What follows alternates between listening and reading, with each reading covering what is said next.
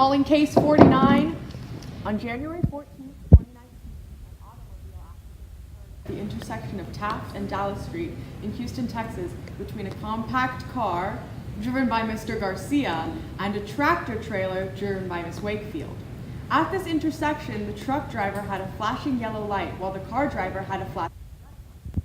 Neither driver claims responsibility for the accident. Your Honor, I came to a full stop before the collision, and Mr. Garcia did not stop at the flashing light like he was supposed to. Your Honor, I did make a full stop at the light before entering the intersection, and Miss Wakefield did not slow down before the collision.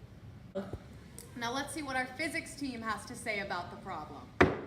To start with, we will be using the friction force formula to determine the coefficient of friction.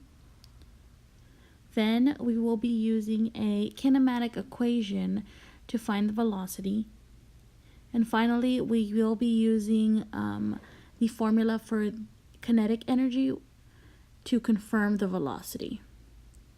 And given to us, we do have the mass of the car, which is 1,360 kilograms, and the mass of the truck, which is 6,970 kilograms.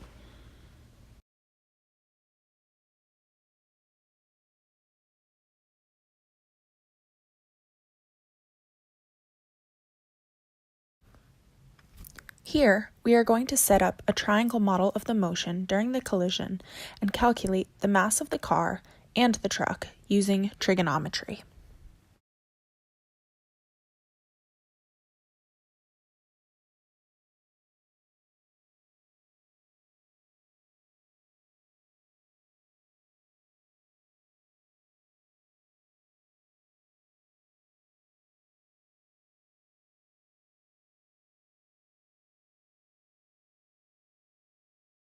Next, we'll be finding the force of the car before the crash by multiplying the velocity times the mass of the car to receive the force in newtons.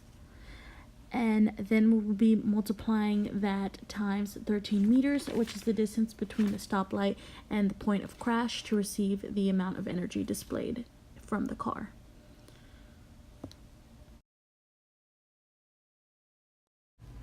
Now that we have the masses of the vehicles, we're able to use that to find the initial amount of energy displayed by Miss Wakefield. And in this way, we are also able to find the friction force displayed in this situation.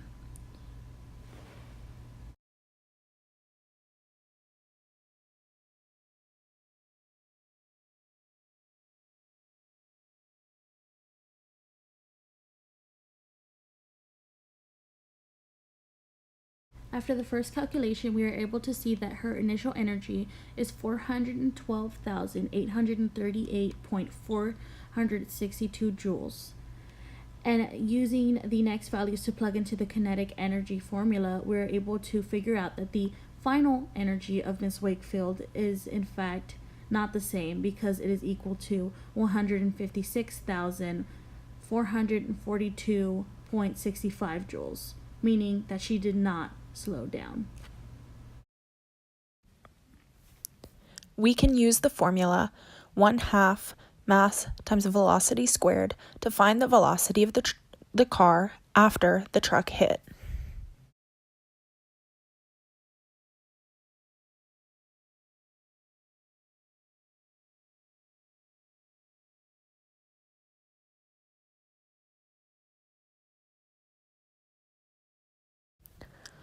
This triangle diagram will allow us to use cosine and theta to solve for the velocity of the car before the truck hit.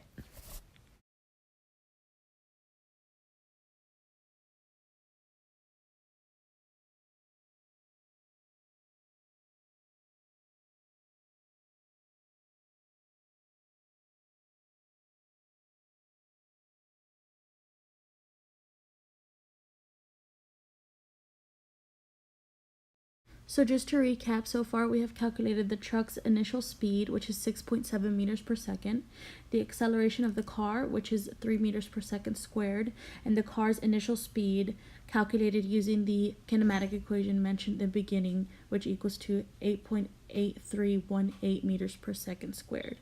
We also have the car's weight, which is 13,600 newtons, and the truck's weight, which is 69,700 newtons.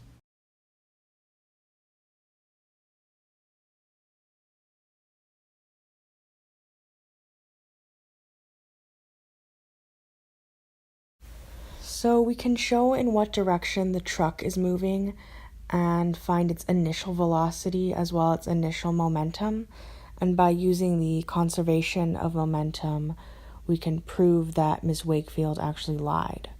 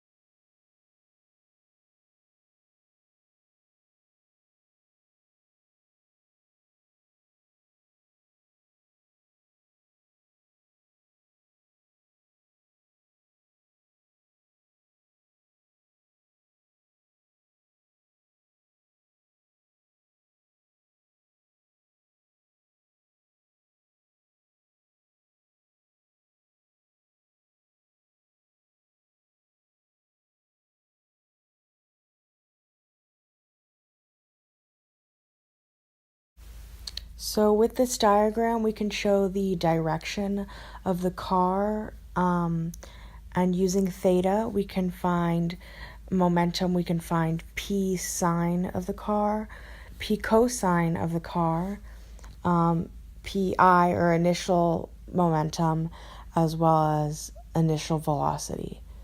And we can prove that Garcia also lied.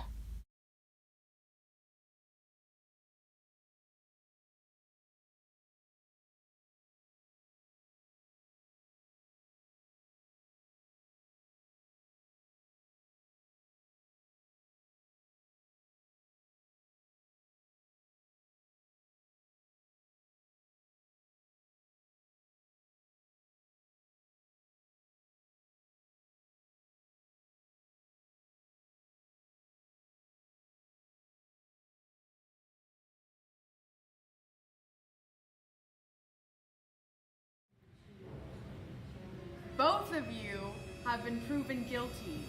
I sentence you to 15 years in prison.